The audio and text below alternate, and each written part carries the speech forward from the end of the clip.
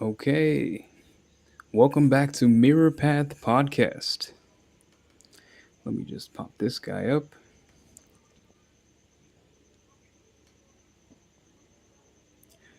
where we talk everything about self mastery, about our journeys from the beginning, the middle to the end, and to what ends.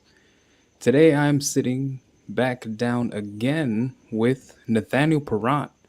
Our first conversation had some technical difficulties, so this is a chance to give that conversation a little bit more of the space that it deserves. Nathaniel is a creator, father, community builder, and co founder of Lightheart Vision. His work is about purpose, creativity, connection, and helping people build from a deeper place. In our first attempt, we touched on awakening, family, community, and the divine breadcrumbs that guide us through life. Today, we are going to slow it down, clean it up, and talk the walk of that path again. Nathaniel, welcome back to the community. I'm sorry, welcome back to the podcast. Oh no, hold on just a moment. I am Says I'm on just stage right there. and offline. There you See, go.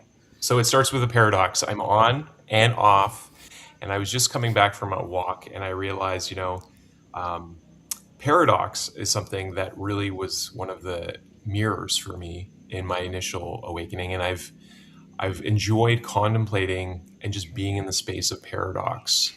Um, any paradox that I can find, and I was contemplating this paradox just early today and realizing like, well, I am a paradox in the sense that I am one individual and I am at one with all of life, and I can't separate that. um, Interestingly, a lot of people talk about synchronicities, which is like when we meet up in time and we are opening to the presence of that innate intelligence that connects us all in these beautiful ways, that there's this mastermind. And I feel like it's not so much that we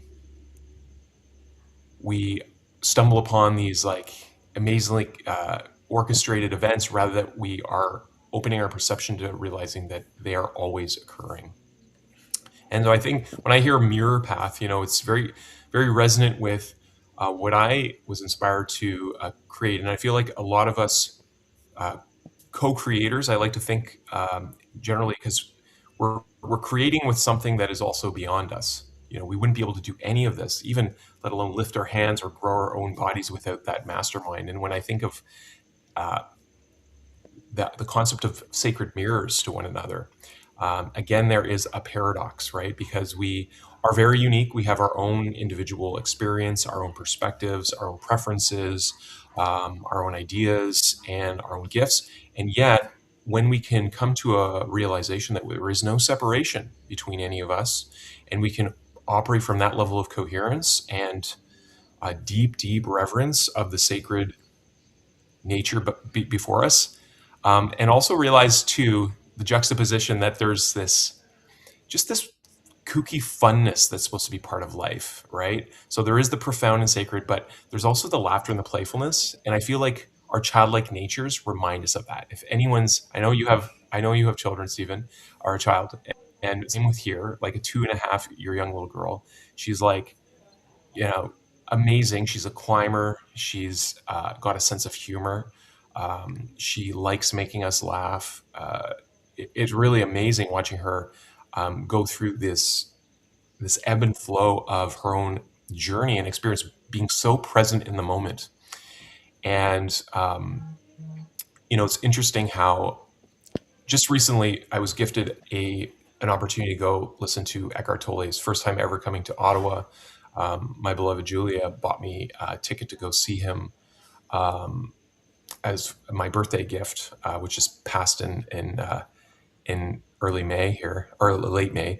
And listening to him is just this endless, continual discussion of the present moment. And I feel like that is our work, right? That's the work that you and I are both engaged in terms of our own personal mastery. I know it's been a big part of your own intuitive experience into meditation, into the stillness that supports us, that speaks to us. and as it has been for mine, and opening more and more to listening to those divine breadcrumbs. So even our first encounter having like half the image gone, and even I think when I was doing the live art, just not even present there, I feel like it's all part of this really interesting paradox. And I had a guest, Bill Quaitman, on a couple days ago for Lighthearted the Love Pod, and he made me really crack up. It was a good laugh. He said we were talking about this idea of perfectionism and the paradox, and he said, um, "Well, we're all born perfect with infinite room for improvement." I just thought that was really spot on. I just love that so much, Hmm. and I'm definitely going to use that, because if we can come to that level of play and joy in our day-to-day experience with ourselves and our own relationship with our creative source of being, and just be open to that laughter, but also to the profound nature of the sacred, I feel like life takes on a new dimension of experience and opportunity to give expansive meaning to, if any of that made any sense. That that all made complete sense. But the one big question I had is because I don't read much anymore. Eckhart Tolle, who is Hmm. that? Is that an author? He is an author. He's an Okay. internationally renowned author. He wrote The Power of Now, probably in Mm. the 90s, I think, and then wrote A New Earth. And I think his third book was called Stillness Speaks. And anyways, his part of his story is he had a profound awakening that came right in the midst of being very depressed and to the point of suicide. And he just had a major awakening to the realization that his mind was always either in anxiety chasing the future, or it was in shame and guilt thinking of the past, and the paradox of the fact that there was only this present moment, and that these incessant thoughts were literally like just happening to him, caused him this great pause and to go into the stillness. And for a long time, he just, it coming to this profound like awakening quite quite instantaneously compared to a lot of us who go on a gradual pathway. He, describes basically sitting on a park bench and just being present with life and observing others, and even like watching the others who are so identified with their thinking, with their thoughts, with their mind, with their body, and just being totally aware of all the levels of identification, and having this profound awareness of the stillness of awareness of consciousness that he was, just changed his whole paradigm. And he's been teaching now on the scene. I think it's a credit to Oprah Winfrey for having him on her show that really gave him a Mm. voice internationally. And then yeah, he has quite a it was a room packed full of people. I was surprised in Ottawa how popular it was, because I think I have my own beliefs about this government town and being a little closed and stuff. I think people are just more reserved, but it was a profound opportunity to just be in presence and listen. When those teachers, when you have an opportunity to listen to them, they can open up spaces within yourself, as sacred mirrors, right? Yeah, exactly. It's what you said in there was funny because he found it in a an episode of depression, just Mm. that instantaneous awakening. That's what I kind of sort of reached. How I feel is I reached a level of that from not from depression, but I found it from boredom. Like it was just one moment, one defining moment where everything that I went through from meditation just like compounded and just boom, I just understood certain things. And then I used to tell people that it can happen in 10 minutes, it can happen in 20 years. It's a journey, like, and it's not for any group of people, it's for each individual. So what you were just saying there like really aligned with my way of thinking, especially when you said stillness speaks, because my old logo was silence is spoken. So that was a really funny thing to touch on right there. Mm. Yeah, and it's a continual journey. I mean, there's so many ways of talking about it, but you're right. It's the direct experience of each individual is very unique, and I feel like it's important to, part of Lightheart Vision is building bridges um, between conscious communities, but also between conscious individuals, whether they're parents or educators or artists, or entrepreneurs. And at the heart of that is really our children. I mean, our Bill talked about this too. Like, I would say our main constituents, the main focus that we want to serve, the main avatars, and I mean that in the divine embodiment way, not as a video game way, but really, the great avatars that have come to us, whether it's Buddha or Muhammad or Isa, Yeshua, Christ, uh, all different names for the same individual beingness, Malripa, Yogananda, like all these individuals who come to a certain level of enlightenment to teach from that place. They all have their own very beautiful addition to the whole of consciousness, just as you, Stephen, like, look at what you're creating now. Like, it adds value, it adds dimension of creativity. And I feel like this is the big thing for when I envision for our children, is like that important distinction between consumption and creation is really an important thing to impart, for us to also be living, waking beings, because there's a whole industry that has profited a great deal for keeping us in a lower dimensional frequency of belief, where we need um, to put our attention, our expenditure, our wallets uh, into a paradigm where we need more and more to fulfill. But what we're trying to fulfill actually brings us back to that void, right? It's a stillness, and it's not something that we can't earn our way to our enlightenment. We cannot purchase it.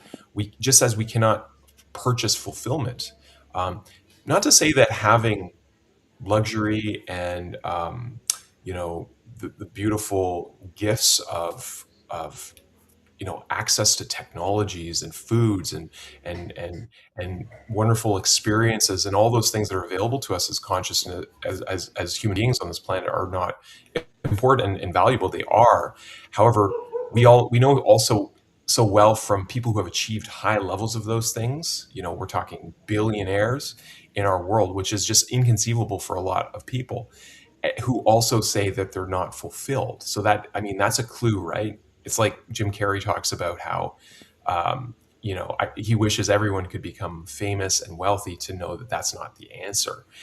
And so, okay, so then what is the answer then? Because not having um, wealth or any kind of significance is also not necessarily the answer. So again, we're at this paradox. And I love how you brought up boredom, because boredom also is a paradox if you really think about it. How can we be bored in a universal expression where there's infinite things that we can do, literally at any moment? I mean, even if you just go in your backyard and you just pay attention to the most like intricate little creatures, the things growing in our neighborhoods, the seasons, the sky, the ever changing, like, there's infinite things you could focus on. So boredom is an interesting paradox in of itself. Like, why do we get bored? What is that about? Why do we get lonely when literally there's billions of people on our planet? Another paradox, right? We get lonely and bored. And I feel like, because we have free will to experience whatever we choose to, is also what allows us to create these dichotomies of our experience, the polarization. Like, we can have um, we can have war, and we can have peace. We can have love, and we can have hate. We can have joy, and we can have sadness. And I mean, maybe those things aren't even opposite, but they definitely feel opposite in our experiences. And it gives us context in terms of what we prefer, right? And so I think that's important. And for a lot of us, I feel like when I talk about light and heart and vision, those are the three pillars of our moment home miracle, which is another essentially a sacred mirror tool where we can come together in community as a way of um, belonging, being together within a certain structure, right? And you're on our team for developing the world enlightenment game, which is what I like to think of as the focus of Aloha, which is one love, one heart, one home. To expand on Bob Marley's concept of like we're all together. That we only have this one thing, and one home is another acronym for heaven on Mother Earth. And what is heaven, right? Is it a place we go to when we die, whether we've been good or bad, which has been kind of the religious, uh, you know, um, prolif- proliferation of belief, or is it like the avatar of Yeshua, of Christ, told us it is available to us. It is near and now. He would not have told us that if it was something far removed from us or something that we had to journey towards. The way it was presented was it was a choice that we can make to enter into that sacred awareness of the opportunity to choose another way of being, another path of life, a, a state where we are in harmony with the inexplicable and ineffable, the undescribable experience of loving intelligence. We are here because of it. It grew us from a seed and an egg. It gives us all of our senses, our ability to move, to have experiences. It is the root of our conscious beingness. And when we are fully attuned to it, we are in a state ourselves of unconditional love. And what does that mean?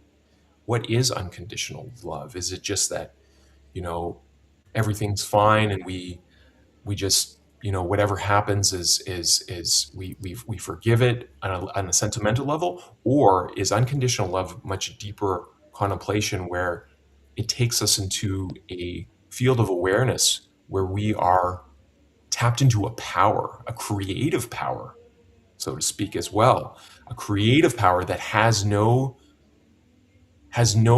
boundaries. It is capable of the infinite and is an eternal source of life. So when we're attuned to that and we are expressions of that, what does that mean in terms of what's possible for us? So to me, Christ was one of the major pattern uh, one of the major pattern examples of what's possible. And he told us that too. He said, you too can do these things and greater. So what is the and greater? Well, I think that refers to the infinite and the eternal possibility of us. But I never felt like he was talking about us to an individual, like, Nathaniel, you can do these things and greater. Yes, that's true. But in the age we're in, I feel like what's actually happening is the life is awakening on our planet. So it really is a community experience that we're meant to, because we don't need another individual to lead us. We don't need gurus, so to speak, that we're meant to follow. I really believe we're meant to step into our mastery as uh, as individuals in our interdependent responsibilities as neighbors, as caring neighbors. And that's what at the heart of the world enlightenment game. And it's at the heart of Lightheart Vision. And I believe it's at the heart of every advanced soul who is incarnating on the planet this time to raise the frequencies of vibration, to have our own, to have each in our own experience of that, and to add to that wholeness of consciousness, remembering that Mother Earth, she is a living being. She has a consciousness as well, just as we have an individual consciousness in form. We also have trillions of cells that all have a level of consciousness, and they have their own unique individual experiences. So I feel like she is similarly like that, and we are symbiotically connected to her as indigenous life forms and expressions of her. So yeah, that's really at the heart of the awakening. And it's one more thing I want to add, Stephen, because we had a beautiful call with some of the amazing people that are coming together on this model. They recognize that um, they were listening to me, and I was presenting this coherence circle and the geometry and all the inspiration and 12-dimensional B consciousness and biomimicry and biophotonic density, all these words that we can talk. And I realized these are all like language of deep things that I've been contemplating the interconnection of for like decades. So I think what I want to do is just bring it right down to the simpleness. Bill Quayman actually reminded me of how important this is, because he was a musician that turned into a regenerative health expert, and he was talking about how like children being his focus on helping them to come to meditation.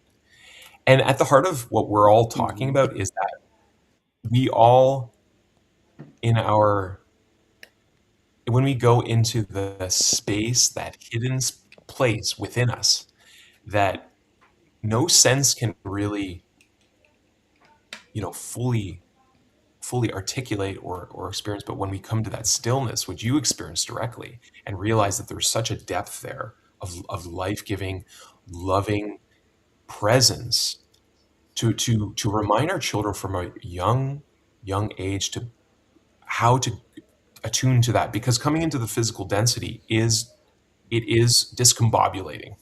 It can be jarring, and we tend to lose our awareness. We forget.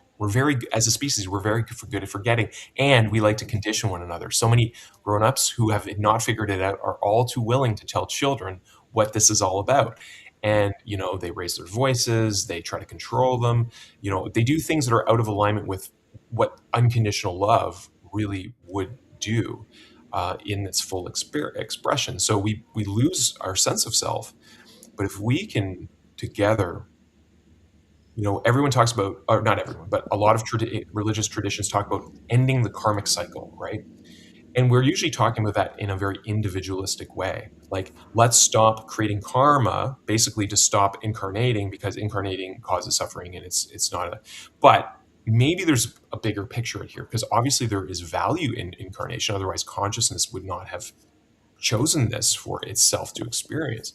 What if we could prevent or totally minimize the forgetting? So when a child is born into this reality, and the soul and the mind and the heart of that child are so present, and we preserve that as a society, what creations, what architectures, what paintings, what songs, um, what experiences, what concerts, what things, what technologies will emerge from a society where we value maintaining that genius all throughout existence, and we amplify it between one another, and we synergize those soul purposes.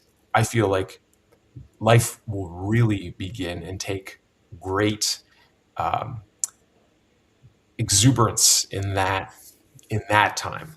And I feel like it's coming. I feel like there is enough souls on our planet who are awakening to their true remembrance of who they really are, because that at the end of the day, beyond all the marketing, um, I had this epiphany, a moment a few days ago, as I was contemplating what we're doing together collectively. And I was thinking of Yeshua in those days, like 2,000 years ago, and how he was, at the end of his time on earth, he was flipping the tables. And he talks a lot in the Christ letters, about this, about what he was really, dealing with internally, and some of the consciousness that he was struggling with, because he still had to deal with a certain level of his own ego in that time as well. And I had this reframe where I looked at the money changers not as religious authorities, but as entrepreneurs. And I realized that he was upset because the entrepreneurism, and we see this like rife in our time, right? There's so many entrepreneurs who are making profit off of solving like band-aid solutions to pains, but never really delivering. And it's caused what a lot of people are calling this trust recession. And it's led to a lot of people feeling, that they have to figure it out. There's so much confusion. There's so many new tools, AI. There's all these things. And even if I hear like some of the bigger players who are kind of making profit off the AI, a lot of it's like fear, right? It's like, well, if you don't learn AI, you're going to not be replaced by it, but you'll be replaced by someone who's learning it. It's like, well, is that really the society what we want to create, where people are being replaced by other people who are advanced, and just, just be okay with that's just the way the reality is, and this perpetual idea of survival of the fittest? Or like that, to me, is that's out of harmony with true community. So as I was contemplating them as entrepreneurs, I realized that, there's not all entrepreneurs are created the same. And so, like, Christ was literally showing a whole other way of being, and he was getting to the root problem, I think, and presenting the solution. And so, in looking at all the different pain points that we can address, like isolation and confusion, the trust recession, and um, you know, uh, um, information overload, all these things that are kind of, present, and then all the fear and anxiety around the economics and the changing times and all that stuff, and technological overwhelm and all these things. Well, at the heart of it is actually soul identity disconnection, or basically, to say it really simple, I think, is just us not really remembering or knowing who we really are. And so that's really the solution. And I would say another way of saying that is the solution is heaven. So when I think of Yeshua doing his work, of Christ, you know, giving his teachings, he was demonstrating really the highest level of marketing, I think, that we can even have. He was showing people the power of love. That was the marketing. He was saying, here's an example. I'm going to do I'm going to show you what the power of unconditional love is. He was healing crippled people and doing all kinds of amazing, miraculous things. And then he was selling heaven. He was saying, and the only cost to it is you have to give up your limited sense of self. You have to transcend the ego. And that's two parts. It's self-control, and it is um, healing of beliefs. And you can think of healing of beliefs as cleansing your consciousness from everything that is not who you really are, which is a journey. Like you said, it's a journey. It doesn't happen usually instantaneously, yet it also happens moment by moment, right? Always in the present. And then you could think of self-control. That sounds like, a lot of people ask who wants to, like, discipline, or, like, are you going to become like the famous runner there? I forget his name, the ultra marathon guy. It's really hard on, like, just do it. Or are you going to Goggins. Goggins, exactly. Like, and not everyone's built like that, and we all have our own demeanor, right? But I wait, think maybe he's the another way. only one that's built like that. Yeah, probably. I've listened to him talk too, and it's intense. And there's people who resonate with that. Like the no pain, no gain. Like, there is pain is a teacher. For sure, you can go that way. However, maybe there's another way where we can invite this creative loving power that animates us and gives us life, that is the source of our energy, into guiding our heart and mind in all moments. And that is a decision that we do over and over again, and we can keep, course correcting, so to speak, when we find ourselves maybe going off and worried about the future or past. But if we keep coming back to this as this realization in our awareness, then we open up another dimension of possibility. And so, another way of looking at self-control is, yes, it's continuing to bring, just like they talk about, Buddha describes, like he was just hitting that bullseye over and over and over again of the presence, like the realization now, like that this is the reality. It's not something we get to. It is this.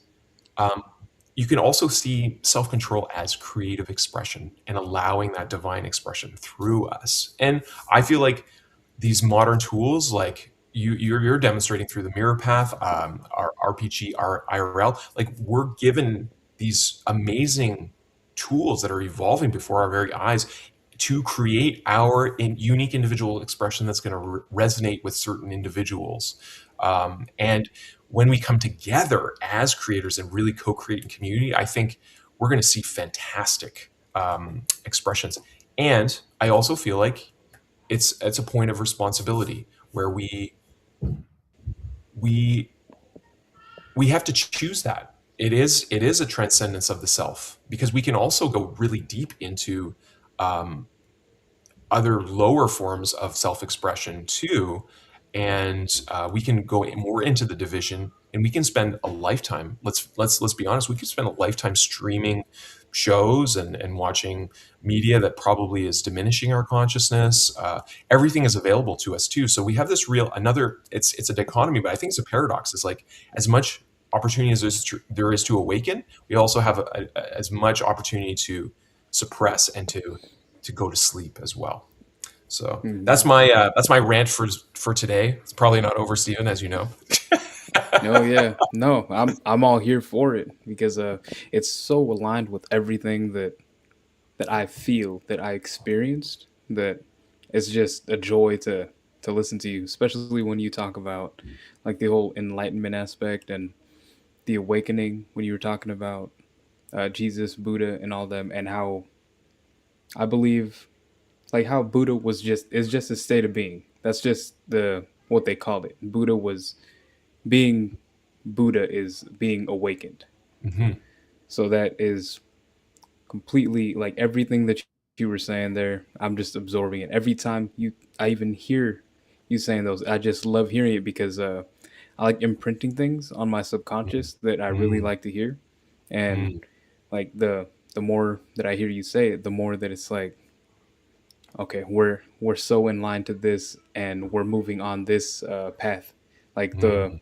the circle that we're in, Yeah.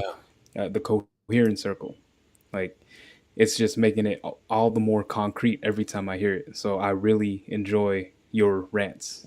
Thanks, brother. I appreciate that. And you know, it's funny. So we call it a coherence circle, but when I looked at all the dimensions of it, I came to it's so you can actually, if I could share my screen, actually do some art too.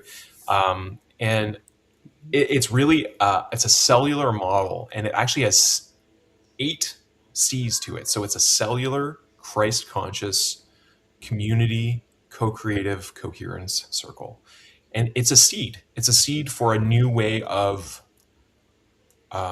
working together in a way that honors our individual soul purposes, recognizing that we can activate one another and we can synergetically amplify our soul purposes, and it also recognizes our interconnection with our other relations on this planet. So that's my, for whatever reason, after Christ appeared to me in my early 20s, I was led through a series of experiences that basically, and still to this day continue to awaken me. Like, I mean, the birth of our daughter and everything we're doing now with Later Vision is continual iteration of this.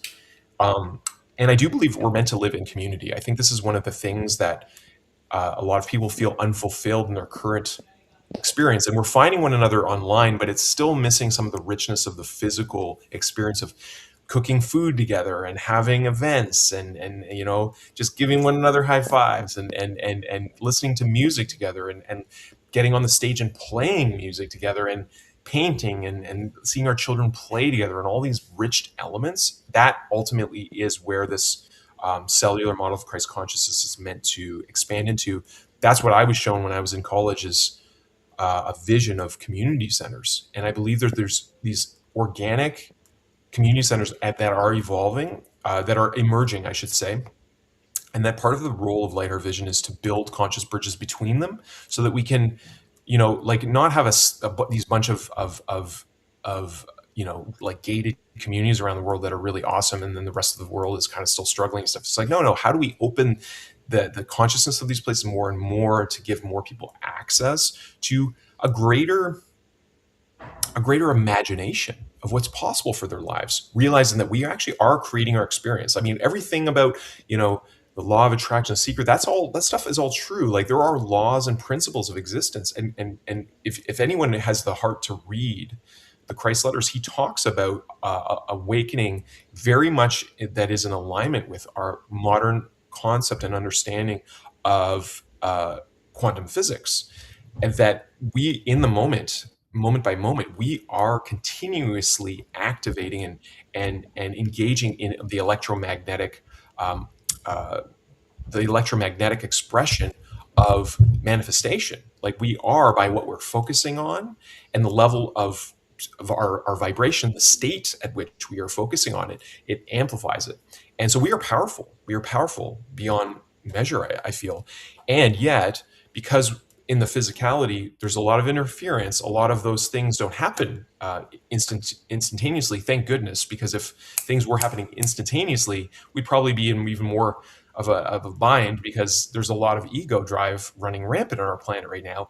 And that's also why right now it's important that we elevate our state of consciousness, because tools like AI and blockchain and robotics and space travel and you name it, XR technologies, which I'm really interested in exploring as well. Like, all of these things are giving us a means to create faster. So if we're just filling the world with more violent games and violent media and perverse things that are diminishing our relationships with one another, or our understanding of the true sacredness of our sexual nature as well, or are causing our nervous systems to be out of equilibrium because we become addicted to adrenaline and cortisol. Like, all of these things can cause us to create more and more of the things that are causing the suffering. So it is, I think, very important that we raise our spiritual maturity as brothers and sisters, as neighbors, as caring neighbors who are, if it's not about us, let's make it about our children, because there's a lot of things that have been exposed about how children have been at the cause of harm in a lot of ways in our society. I think that's one of the things that needs to completely be eradicated on our society. And I mean that in the most loving way. Like, it's not about destroying anything or killing the enemy. It's about raising our consciousness so that we are so attuned to that loving intelligence that literally the miraculous is more perceivable by us, because it's already happening. I mean, go for a walk in your neighborhood. All those trees, like, you can see these. I mean, I wish this was my neighborhood right now. Hopefully one day I'll come visit you in the Philippines there. Like, go and stand. Don't stand directly below a coconut tree, but go look at a coconut tree and just, think, wow, like, that grew from a coconut, right? And that coconut carries the living waters that can nourish us. And, those coconuts travel on the oceans, and they travel amazing distances. They find a shore and they grow into this big tree. Like, how does that even happen?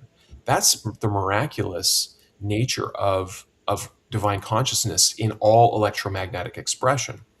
And so when we become more attuned to that, and become in a state of what Bill, I like what he said, being in awestruck gratitude. Like, oh my God, like, look at all the abundance, look at all the and being that, all of a sudden, all the lower dimensional stuff is not even in our frame. We're not focused on it, and eventually it just doesn't have a place, because the resonance of our world it rises to another frequency. And that's why I think all the things too cannot be hidden, because consciousness is rising on our planet. Everything's coming to the light. So now we have an opportunity to embrace those things, forgive those things. I mean, I've sat in circles where I've listened to survivors of rape and things. They've told their story of going and forgiving the person that did it to them into their face. Like, to me, that's beyond, like, conceivable. I can't even Hmm. imagine someone, like, harming our children like this, but it happens, right? And it's affected our whole consciousness on this world. So it's up to us now to say, like, what's the preference of the home that we're creating for everyone? This home, like Mother Earth, to think that there are people on Earth, another paradox, that are homeless, but they're part of Earth. Their home is Earth. How are they homeless? Like, how is this a thing? And I think that we'll get to a certain level of consciousness where that it's impossible for that to be true, because we are creating an ecosystem and an economic model where there's so much abundance anyways. I mean, Buckminster Fuller showed in the world game, scientifically, if you just look at supply chains, there's actually more than enough for everyone. Even with our current level of population, probably 10 times our current level of population, It's just there's people more. are greedy. Well, and that's the That's ego all. drive, Yeah. right? It's not that it's Yeah. not. I don't Exactly. think it's that it necessarily people are greedy. I think that's we're conditioned to identify as the ego, and as soon as we start identifying as the ego, and that because it's like this is the problem of every society, right? Hmm. One individual or one group of individuals or one nation of individuals or one, and it can translate probably to a world. One world of individuals becomes superior or better than everything else. I mean, even we do with Yeah. our species. Like we say, well, human beings are the dominant species. We're the best. We figured it out. Well, but we're dependent on everything else. So if you listen to any wise indigenous teachings or elders, knowledge keepers, like it's actually an inverse pyramid. Like we are the most responsible because we are the stewards. Any of those things, if something happens to the bees, we're kaputs. Like we're done, right? If anything happens to ants, we're out here. Like we need ants to regenerate our forests as much as they can break things down. They regenerate. If anything happens to the plant life on our planet, clearly all of our four-legged brothers and sisters, the flyers, all of those disappear. So it's like we are totally the most. We are actually the most vulnerable, which is again I think leads me back to this paradox, right? There's power in vulnerability, and I have this strange idea, and I want to hear your thoughts on this, Stephen. I'm gonna be quiet for a little bit because I want to listen to you because you have a lot of wisdom too, and I know this show is about giving other people audience, but when I think of the mirror path and being mirrors of one another. Some of my most profound moments in community have been where I've allowed myself to shine my light and my life in a way that's brought me to tears, that's allowed me to be soulful in my expression, whether it's singing a song or sharing a memory or talking about something that creator whispered to me and just allowing myself to feel it in that moment. I feel like community gives us a sacred container that is akin to a chrysalis for a caterpillar. And when we actually allow one another to shine and allow one another to be in the brilliance of our childlike state, of simple going through the motions, like we all know what it is to cry, we all know what it is to experience joy, we also all know what it is experience to feel loss, to feel bullied or put down or like we have all these experiences. It's like we all share this a heart that knows all of these things on some level of awareness or another, especially if you are open to considering reincarnation. We all know racism. We've all faced things where we've been judged for outward appearance, we've judged ourselves for our outward appearance, or we've whatever. We all can, this is where compassion is. And I think this is my theory, is that we are meant to be butterflies. And that is, to me, is our Christ nature. You can look at it, our avatar expression, our bodhisattva attainment, however you want to say it. True spiritual enlightenment is unique for each of us because we come into a unique expression of divine gifts because we are all unique. And but I do believe it's through community, like Christ just becoming enlightened in the desert and never touching all the lives that he did, and say he did eat the he talks about in the letters, when he was tempted to eat, when he came back to a lower state of consciousness, he realized he was hungry and he was tempted to turn the stone into bread. He talks about in the letters, he wasn't tempted by some external source, that was the devil. It was his own ego that's like, oh sweet, I got these cool gifts now, and I can affect matter, and I'm a wizard essentially, and I can turn this stone into bread. But then it was sharply shown to him that if he used his newfound gifts for selfish purposes, that they would likely cause a barrier between him and super consciousness, between him and divine loving intelligence, and he would lose access, or it would go not in a way that was good for him. Maybe that bread, maybe he would have had a moment of doubt after eating the rock that he turned into bread, and maybe he would have turned back into a rock in his throat and suffered and died. And then we would have never had the as a collective the experience of him giving the gifts and being a light in community. So that's my sense of this emergence that we're seeing, and the importance of allowing and being present with our brothers and sisters. So I really appreciate you holding space and doing this show, Stephen. I feel like it's an important thing that we do to allow one another to shine so that we can find one another and find ourselves in the reflection of one another. Yeah, exactly. The mirrored path. Exactly. So tell us more about the mirror path. I'm curious, Stephen, and I know you've had some passionate expressions lately. You sent me a new updated version of your website. Let's hear about that. So the mirror path.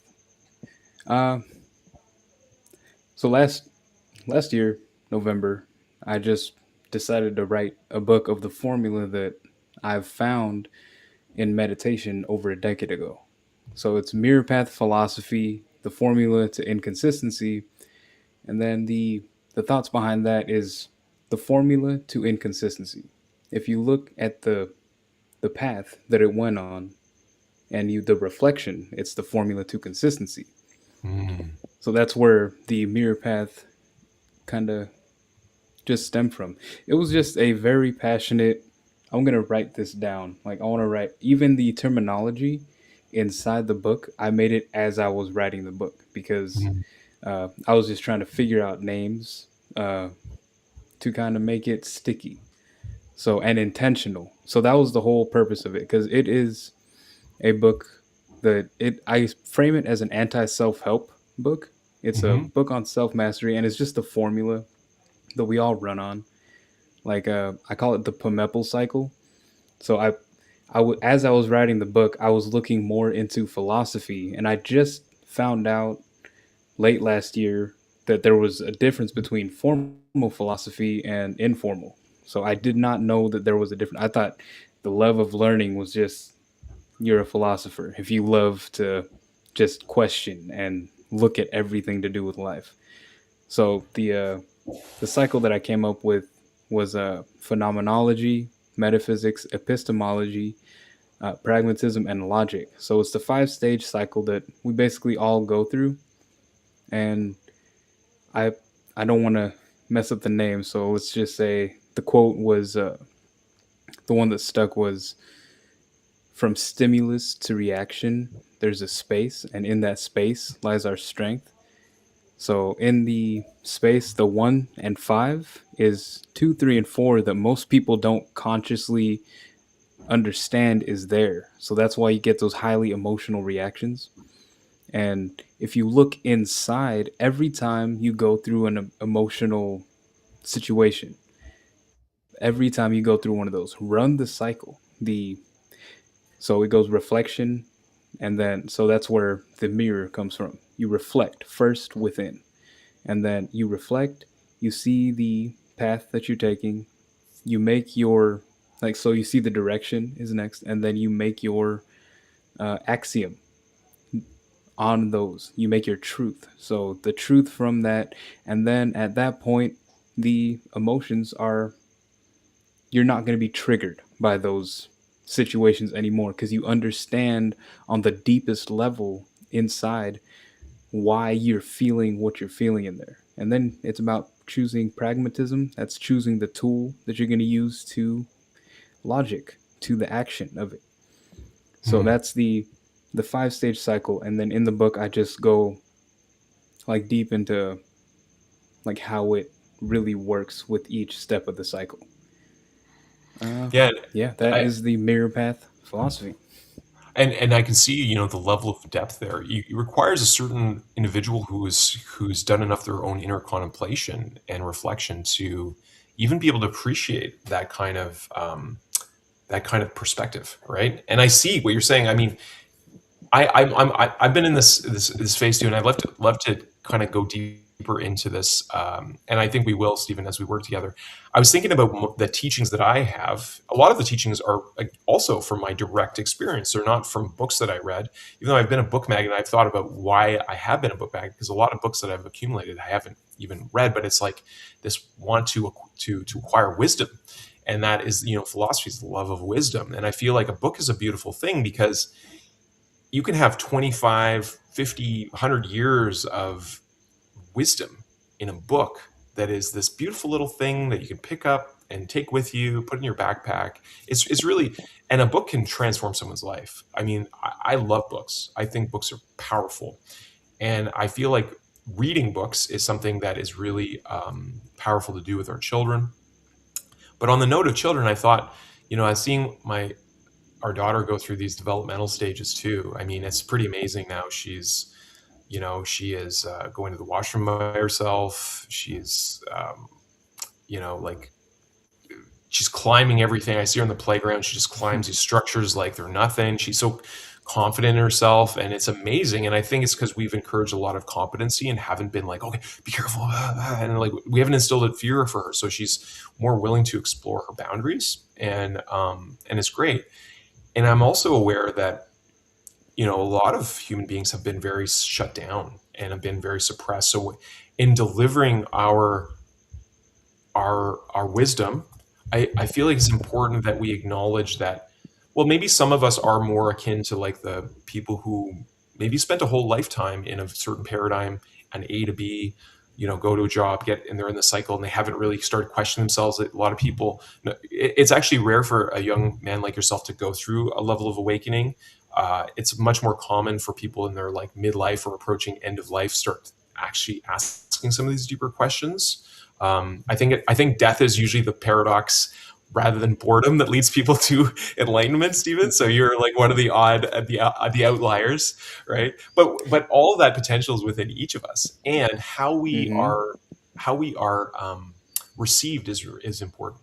Almost every Eckhart Tolle, you were asking a question about him. The interesting thing about him, like you would love reading The Power of Now. I think you would really appreciate it. It's profound. It's very it's an experience reading it. But there's a lot of people who read A Power of Now and it just sounds like gobbledygook to them. Like they're like, this doesn't make any sense. It's totally incomprehensible to them because all he's talking about the whole time is the present moment. That's it. So he uses using plain English. It's very straightforward. When I read it, I was like, I think I was 16 the first time I read it, and I'm like, oh, it's brilliant. It makes perfect sense. And I had already had some of my own experiences, so like to me, this was like, this is great. And I feel like that and might have been before you were highly conditioned by society. yeah, it's That's why it made interesting. sense to you. Yeah, I've just been one of those individuals that always ask deep questions. In school, I struggled in school in my early years in school because I didn't like doing homework. I had a hard time. I definitely now seeing like I definitely had ADHD or whatever. That I was a highly sensitive kid, and I preferred being creative and spending time in nature. And I didn't like doing things that to me didn't make a lot of sense, like writing some report about the life cycle of frogs when I didn't want to. Like it didn't make sense to me to have to do that. So I would put off things, and I would often forget to do things. So I was like a D student, and then my parents moved us to the other side of the nation here in Canada. And I went to a straight French school from middle school to a French high school. It was very kind of traumatic for me. And I learned to like memorize. I'd use my power of hyperfocus. I would memorize textbooks.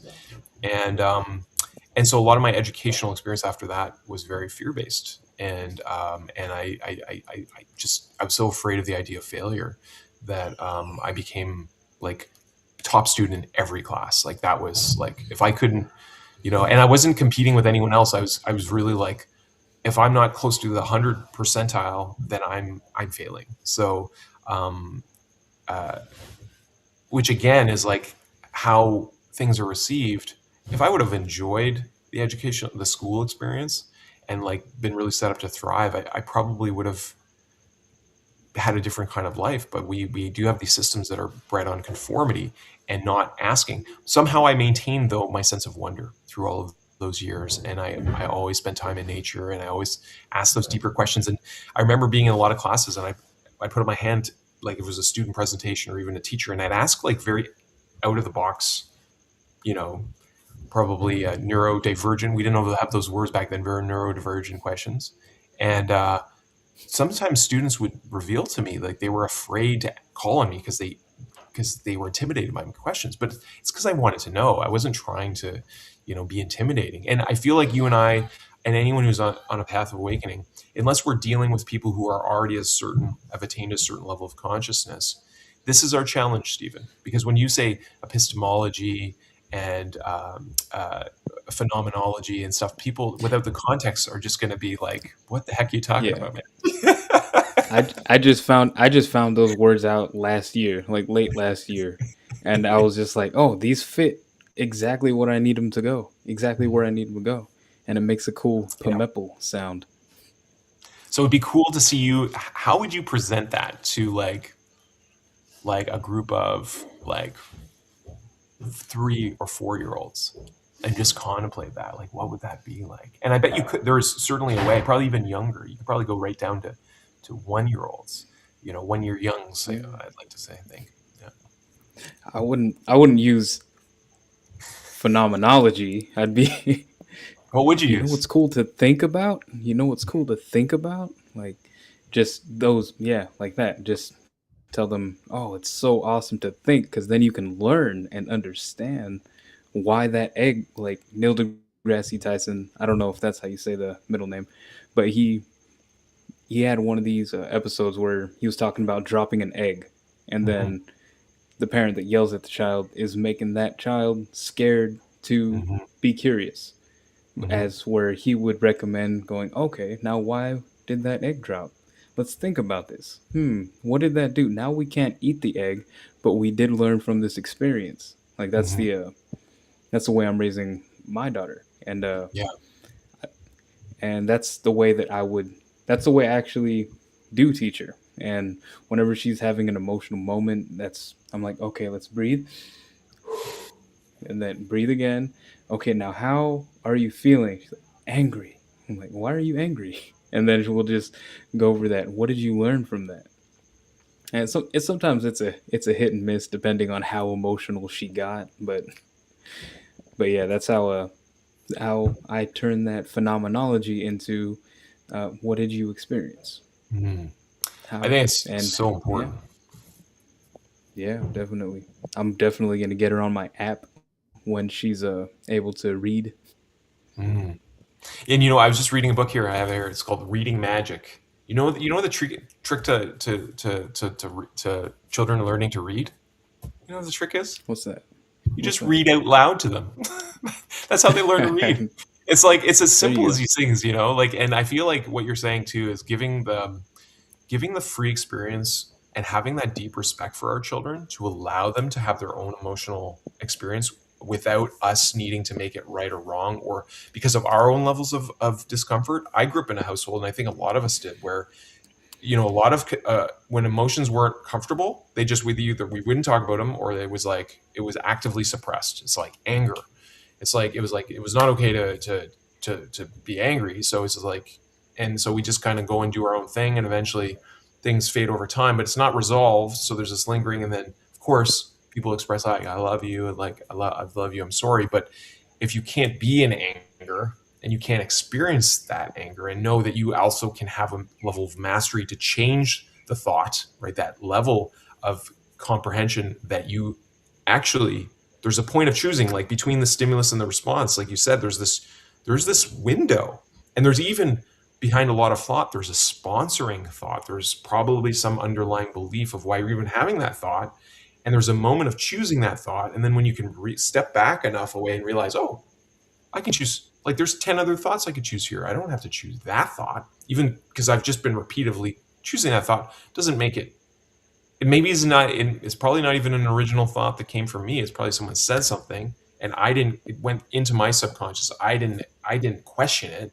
So then it became a belief. I'm like, yeah, like, yeah, I'm not very, I'm dumb, like a lot of kids, like, stop, don't be a dummy, like, why'd you do that, and then, oh, like, I'm a dumb, and then they say, and then every time they do something wrong, I'm a dummy, and then they're like, they become like a 30-year-old who's still telling themselves, of course they might actually be really competent, they might have developed amazing skills, but they have this belief that they're a dummy, and they have to continuously prove. So even though they've developed all these amazing abilities to articulate, and they're a professional or something, they still have this. They're not fulfilled and able to appreciate that that level of intellectual expression, because the whole while they're trying to prove to everyone else, because they still have this belief that they're a dummy.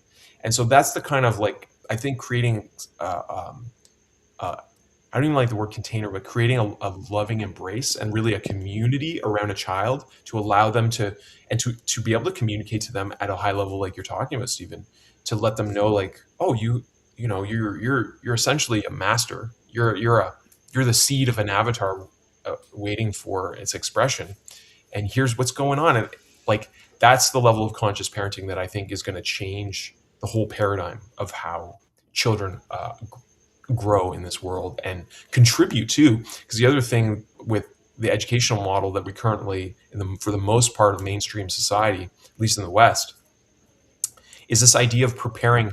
You will one day be able to contribute to your community, to your neighborhood, when you get to a certain age.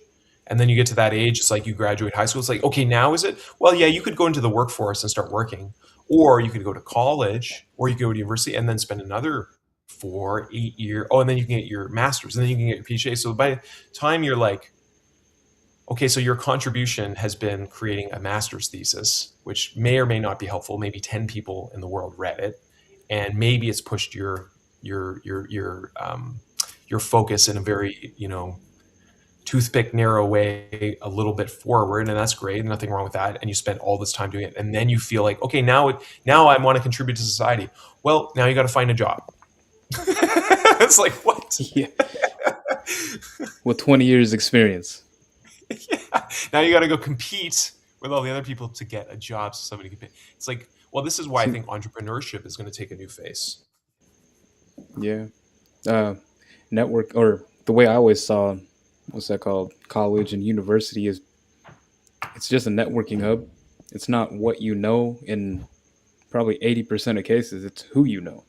Yeah. Like I seen someone come back from, I think they got a bachelor's degree and then they got out and they're like, I didn't major in whatever they majored in just to be a manager at Target.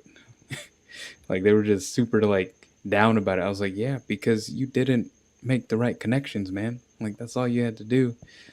Like that's how the world works. And it's not ideal. It's not the best system, but there is no real best system in anything.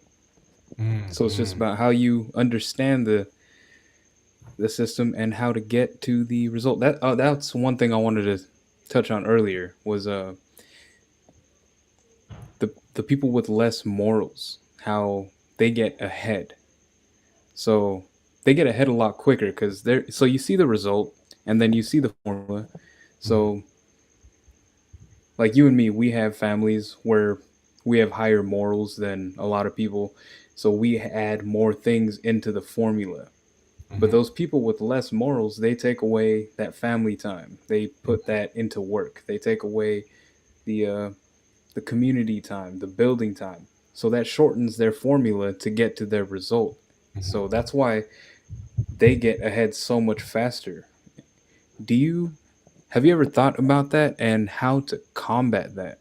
So AI is so I was thinking it's actuating integration at this point. Like it's like that's we're I feel like we're done with the is AI good for us and we're Yeah. on to the okay, next step is okay, now we're going to actuating the integration. So let's begin awakening integration, whatever you want to call it. Just what is that? So I feel like this is going to put us on a more of a level playing field with the people with less morals. But have you my original question was have you thought of any ways to combat that? Yeah, well, I probably wouldn't use the word combat it, because I think that a lot Oh, of what we're called to do is to transcend the limitations of the ego drive, right? And I just want to clarify, like, there's a lot of teachers out there who one of the, I mean, I was turned off actually Wayne Dyer for several years because I read one of his books, Living from Inspiration. He talks about the need to kill the ego. And I was like, okay, I don't think this is my teacher. And I didn't even really know much about the ego drive, but I knew that anytime, like, killing the enemy, which is, like, shown to us in many many ways in our media, like, it's often at the heart of every heroic journey. It's like you have to kill the enemy to win. Often the villain is trying to do the very same thing that the hero is trying to do from a different perspective, and so there's battle ensues, and it leads to combat. And I think conflict has its I think conflict is important because it challenges our beliefs, but it has to be done with a level of spiritual maturity in order to get to the next evolution of the consciousness that's involved. Otherwise, it just leads to hidden resentments that resurface in another way. And we see that, involved a lot of the conflicts in this modern time, right? It's like, you know, you don't have to look very far of like a certain group of people who said they were superior to another that tried to suppress them, took their lands, and then come down and we realize, oh, that's actually not how we're supposed to handle things. And then, but then it perpetuates in another form, So these signed peace treaties, if it's not really, like, and it requires a whole lot of courage to forgive anyone who has done wrong to yourself or your family or all this, especially your peoples. But when we recognize like this is the illusion, right, that we're separate from one another, right? And so I feel like the way to transcend it is through actually community, where we take on a whole new sense of what community is. It's not just a small group of people who are living together or doing things together, but it really is a matter of going to the root etymology of the meaning of community. As community is being in communication, in communion with the unity of all that is. And so it's not that you're in a community and out of a community. It's like the community that we are emerging through our own choice to co-create with one another.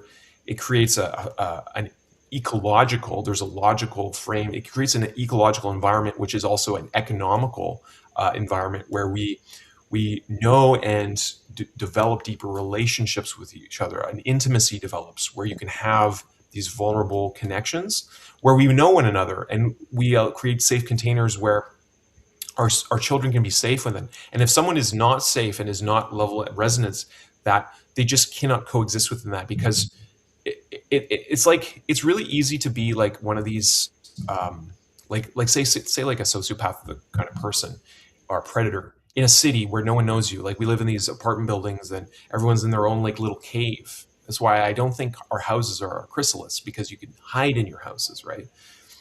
And so no one really knows you. You can be living next to someone for 10 years and not even ever have a real conversation. You just see them open, close their door. You maybe, hey, how's it going? Hey, and you have no idea anything about their life. You never had a deep conversation.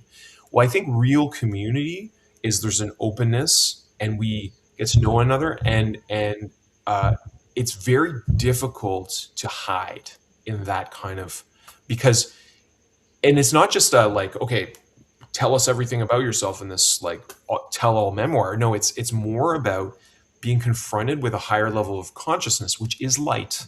Light is consciousness. Where, I mean, I'm highly sensitive. So if I'm standing next to someone and I'm asking them questions, I pick up on all kinds of little cues about them. I can get an energetic felt sense of them if they are untrustworthy or if they do things. And so if you get a collective of us, a constellation of us individuals where we are all doing this together, either an individual rises that level of consciousness or they no longer can exist at that level. And I feel like, that is what a lot of us have in our genes as a primordial fear. And I think it's what we saw happen during the lockdowns and everything is, if you don't do that, you can't go to the restaurant. And that was like on one hand really dumb, because it was such a clear red flag for those of us who are awakened to a certain level to say like, this is clearly in our a collective, there's clearly intentionality and an agenda behind that kind of thing. But on a very, for someone who's already in a state of fear, that threatened their very survival. Because what happened when we were living in tribes, it's like, oh, you don't want to do this? Well, we're going to excommunicate you. You're going to be what they were calling in Canada the fringe minority, and you're basically not going to get to participate in society, and you will die. Because if you are not part of this collective, you can't survive on your own. As human beings, we don't have razor sharp nails and teeth where we can go jump on an animal and eat it and devour it and survive. Like, we're not built like that. We're communal. We are meant to be social organism. And I think the highest level of that is true kinship and stewardship with all of life, where we recognize that hummingbird that came to visit me is reminding me of joyfulness, and that bumblebee that is dancing before me and That pollinating and making love. porcupine. That porcupine, exactly. Like they're all showing us there are relations. They are not separate Hmm. from us. They carry gifts. So yeah, that's what I would say. I never know what we're going to talk about, Steven. Yeah, right. Like, so I actually want to talk about the whole shot thing and how people reacted to getting those shots. Like, Hmm. for my state of mind, because of the place I was at, I didn't care. I was like, I put on the mask just because I was like, it doesn't matter. Just put it on. And then like people were so hard on like going against it because it's for some kind of agenda and all that. Hmm. And I was Hmm. like, what does it matter if it is? Just put it on, man. There's no reason to like there's no reason to combat just keep complaining about something. But then I even got the shot because I was like, I don't know what's in a tetanus shot, but I still get the tetanus shot. Like Hmm. anything, they could literally give us any kind of shot at any point, and we're not gonna know what's in it. We're just gonna trust the doctor, right? So that was my thoughts on getting the shot. I also needed it in order to get to the Philippines. So there was a Hmm. that was the determining factor because my boss didn't require us to get those to work with the company. So it was Hmm. because he didn't believe in it. He was like, "No, don't even get it." But I completely 100% believe in COVID because I actually got it like 3 times. Didn't die yet though, so that's a positive. But yeah, that was my thoughts. It's like if you're gonna go in and get a flu shot, might as well just get the COVID shot because it might even be the same exact thing. Just they're just testing to see who's willing to do it. You know what I mean? Well, I mean, I actually have a very different perspective on this, because I feel like, if you look at the evidence, a lot of people did suffer and get a lot of adverse conditions and even die from these shots. I think it was a focus effort because if you look at a lot of the clues of a lot of the technocrats and the players and talk about like the overpopulation, the you know a lot of the narrative that humans are a scourge and are like useless eaters and are causing the destruction of our planet. I don't think that has anything to do with our species. I think it has a lot to do with the systems that have been imposed on our species, and there is evil in our world. And however, I also think that the level of loving intelligence was in our bodies, that is heals us and grows us and everything, was much more advanced than those dogmatic, probably scientific, as they would call themselves, materialistic players would have believed. And I think we're actually evolving. And I think one of the things that's happening too is our species is awakening. And so Mm. I honestly have no judgment towards anyone's decisions. What I find funny about it, though, is being one of those people that felt excluded from society. And yeah, I probably would have had a more of a combative stance now. But one of the things I think that was done poorly on the place of people who were very adversarial in it. Whereas all the demonization of the puppets that were basically representing the nation states and stuff, like here in Canada, was like everywhere you went was like F Trudeau and this and that. And I think if we're gonna ascend in consciousness to realizing our interconnection, that we are not separate from one another, understanding that they may be bad actors, are uh, or bad acting teachers, as he is. They also are the goad for the awakening of our species in a lot of ways. So it's not about right or wrong so much as it's about awareness of levels of consciousness. I mean, scientifically, we do know that these things did cause a lot of spike protein in the body. And there is, I would recommend like a cleansing protocol for anyone who did that. But we also know that it's, you know, I, it's prevalent in a lot of society as well.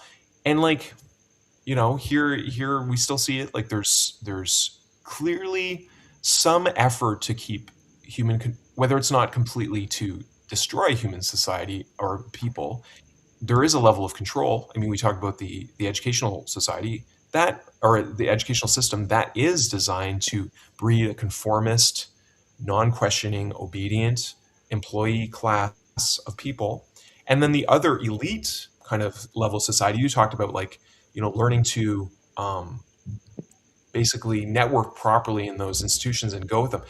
Well, a lot of those networks actually lead to compromised morals, as you would have said, or Hmm. unethical behavior that to be part of these societies that may have, you know, uh, certain levels of occultish knowledge, or like specialized knowledge that basically creates a level of society of a controller or a manager level of society for this employee level. But all the avatars have showed us that there's a much higher level of transcendent consciousness available to us. And I think what I love about any indigenous ways of knowing is that, yes, there are roles and responsibilities for leadership. I'm not against leadership, and even I'm not against hierarchies in the way that but when we talk about levels of identification, it's just not true that you are this role at this, because you're a blip in time, right? Really, the circle is the only thing that's really true. So you and I, whatever your decisions in life, even if you are the most vile and immoral being in all of existence, we are still in a circle. And so there's a level of equality at the level of our beingness. Does it mean that we have all the same qualities and we're at the same levels of skill and consciousness? No. That's why we have teachers, and that's why we have the journeys, and however, on a level of beingness, we are equals. And so we all can, I believe we all have the potential to achieve the Christ nature, which is the anointing of our soulful self. And I think on some levels there was an intention to make that, to create more interference in that ability. Because what I noticed in some of the people that did do that, and it really depends on their level of consciousness probably entering that, is they were shut down in a certain way, or their personalities changed, or they became more numb to thing. And I think a lot of the accumulation of those, not just shots and things, it's our, what's in our foods, the chemicals that the chemicals we breathe in, what they're spraying in the skies, all these things accumulate and make the interference more, so it becomes actively part of our greater responsibility to continue to cleanse ourselves, like to spend more time in nature, to breathe more, to to do our forgiveness work, so that we can cleanse those things, because the body is always engaged in cleansing, but we can make it more difficult by continuing to add to the pile. Does that all make sense, man? Yeah, yeah. Yeah. Like, just complete sense. Like yeah, it just makes complete sense. I was about to go on about the rabbit hole that is politics, but Well, I'll hold back you know on that. what? How about like, let's even not bypass it, but let's look at politics in a transcendent way. And this is where Buckminster Fuller is an interesting character. As much as he was not comprehended or maybe even listened to in like a large scale way, he was talking about the invention of the internet from cable. Like, he was talking about television, how television could be a two-way communication because cable allows that. Like, way ahead of his time, right? He didn't Hmm. even envision like the possibilities of the internet, and nor could he have even considered like the possibility of like artificial intelligence, in the same way that we will not be able to envision some of the technologies that will be available to our children. It's This is part of the great mystery. But one of the interesting things about Buckminster Fuller and the concept of the world game is that we can create a society where 100% of human beings are provided for on all levels. And Christ talks about the same thing. Yeah. All beings being having access to fruit and food, and being well clothed, and being uplifted in spirit and consciousness. Like, this is available to our species. if we make a concerted effort to create it, and I believe it's founded on generosity, actually, and but it's also founded on the paradigm and the an awareness of consciousness that abundance is our natural state of being. Just like that coconut tree provides seeds. Like how many coconuts does a coconut tree produce in its lifetime? I don't know. It's probably a lot. I mean, but if coconuts are big seeds, if you look at like a maple tree and all the little helicopters that fly down from it, it's like millions of seeds a year, probably from a tree, or like hundreds of thousands, and then from the lifetime of that tree, and then you think of one of those little seeds has the potential to create one of those maple trees, and that provides so many other fruits and the life-giving maple syrup and all this stuff. So abundance is our natural state. And Buckminster also proved it scientifically in looking at all the supply chains of the world, that we can do this. And what he pointed to is very interesting, because whereas he did it very from an architectural and scientific lens, he said this actually removes our need to have politics, because what are we doing with politics? We are deciding between ideologies of relegating resources, essentially. But that's what politicians do, and they don't do it ethically either. Because I grew up in a paradigm in this nation where it's like, oh yeah, the politicians just say whatever they need to say to get elected, and then do whatever they want. And that's just accepted. And I think that's actually, we can tolerate it. But at the same time, is like, I think we deserve a higher standard. I'd imagine if our systems actually had a certain requirement for a level of consciousness, a level of awakening within these things, like Joe Rogan talks about, like all politicians should do like mushrooms at least 10 times.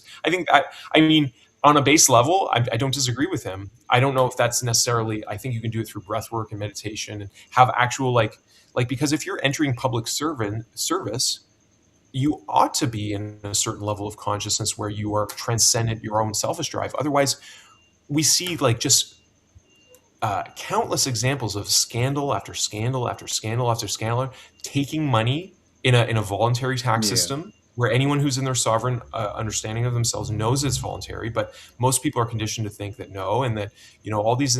So it's like it comes back to this root problem of identification. It's like, because people are identifying at the corporate level, they don't know who they really are.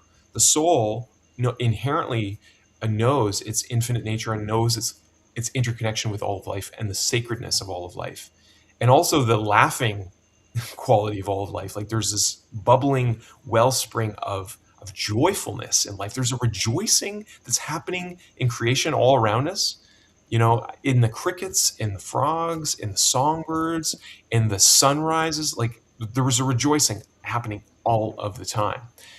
And it's up to us as individuals, to return to that, and then I believe to be a beacon of it in our communities. So all that to say is, I think that we will arrive at a level of consciousness if we embrace the truth and become an honest society. Think of that, as simple as it is.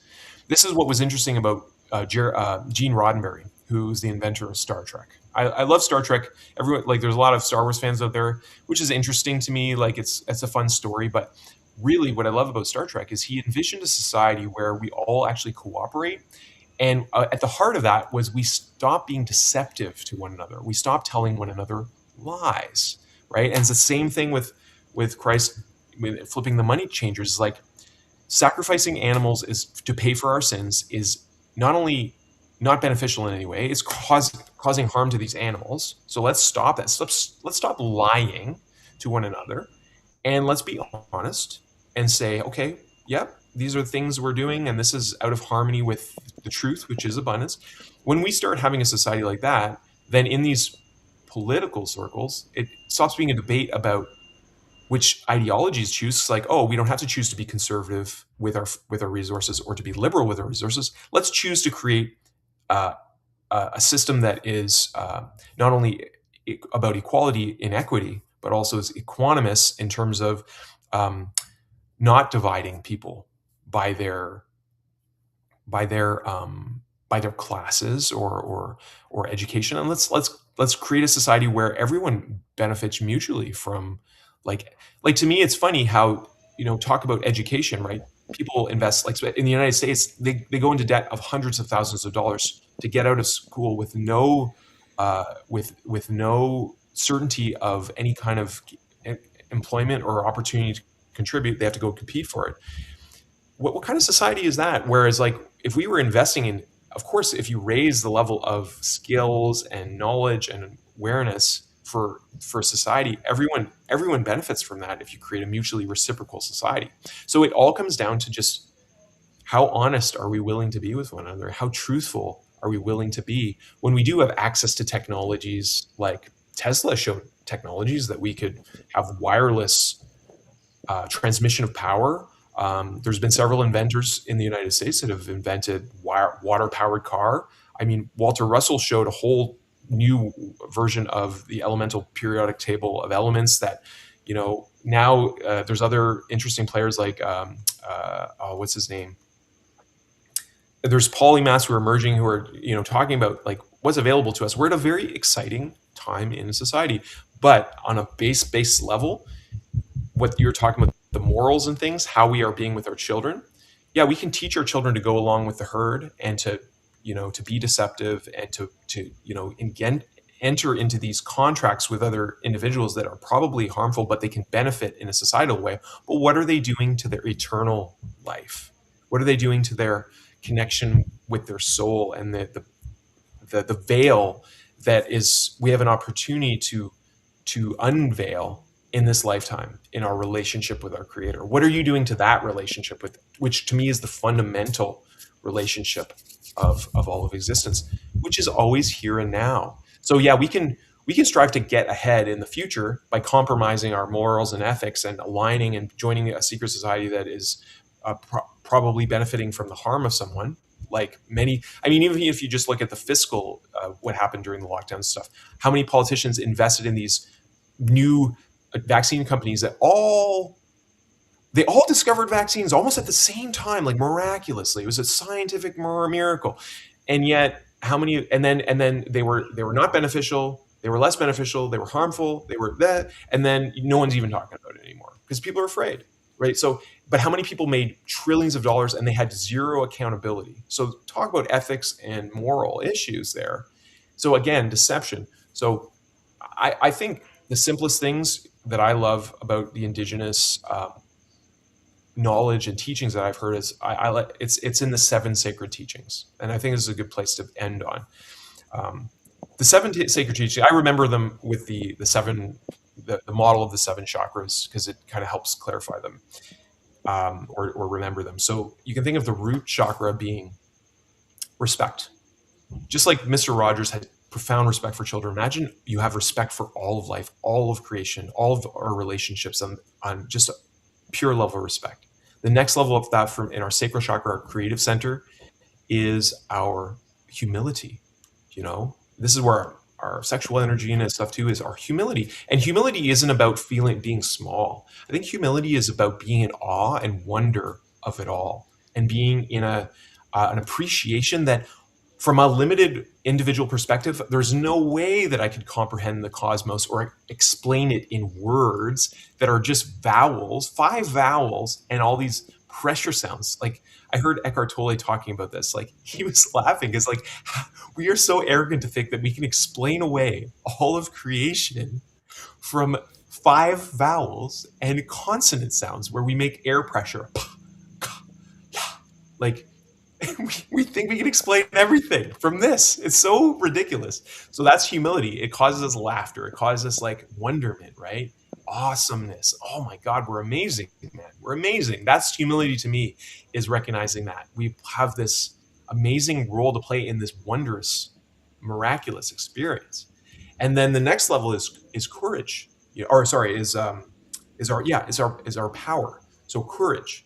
Courage is our solar plexus as our personal power is also like connected to our minds and the choices we make. It's also, we know more and more scientifically now, like the level of interconnections in the gut brain is incredible. Like it's so much, there's so much energy and power in that.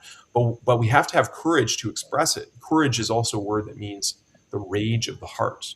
So when we're brave and show up, even though it's uncomfortable, even though it's painful, like that's honoring who we really are. And then love is, of course, in the heart. And so that leads to that courage leads us to actually allow ourselves to open our hearts, even though we've been hurt, even though we've been had pain, to open our hearts to one another, to be vulnerable in our real power. And one of the times that I felt real Christ consciousness come to me, it felt like this golden liquid light was coming out of my heart. Imagining a world where we're all walking around like that, and we're like this, we're like giving like the sun, where we just are just in total just love of creation, like that, to that level. And next is our honesty. Our throat chakra is how honest are we being with our feeling and words. And to some degree or another, we all are on different levels of this. No one is completely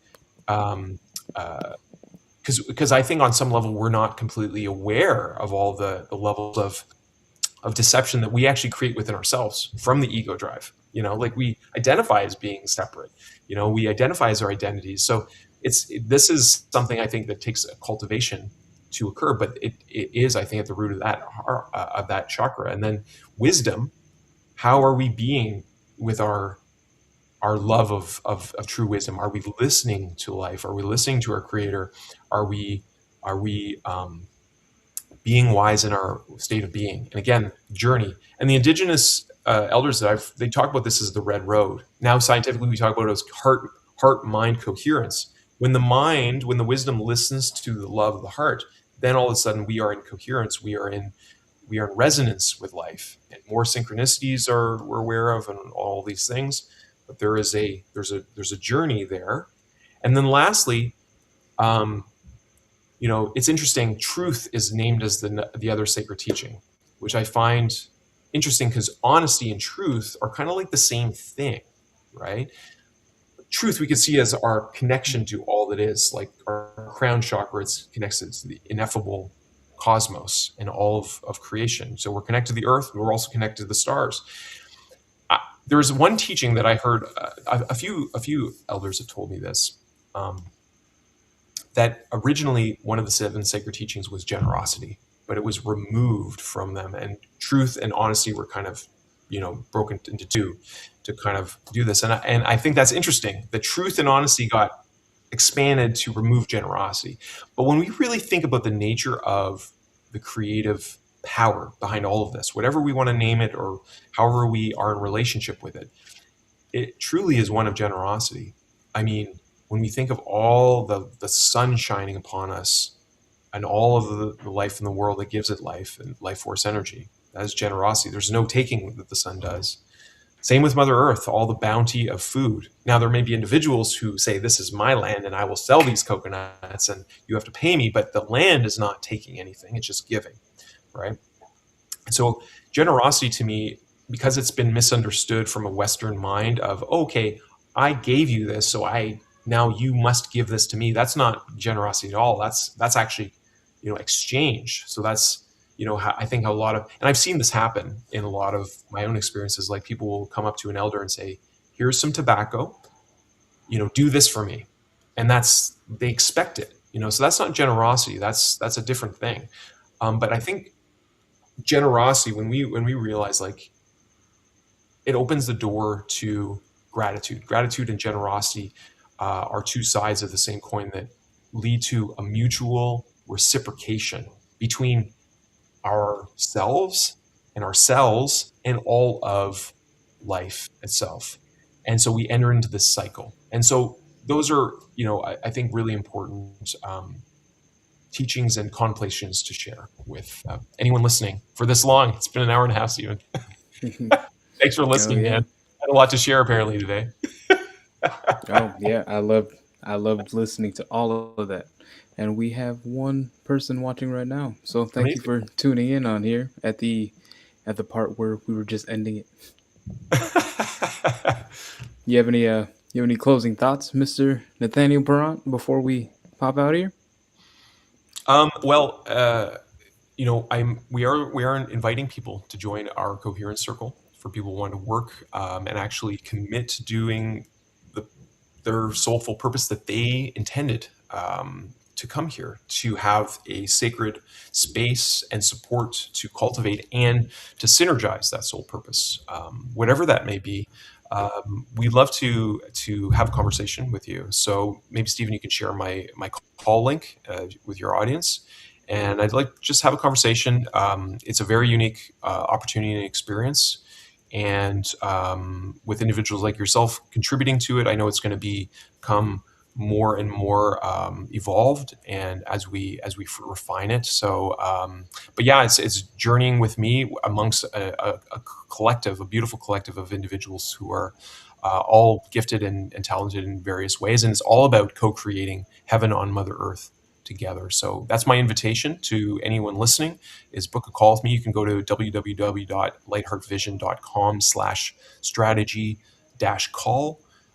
So again, that's lightheartvision.com/strategy-call, and book a call with me. And just love to connect and see if we can be of service and enter into this kind of sacred soul purpose activation relationship together.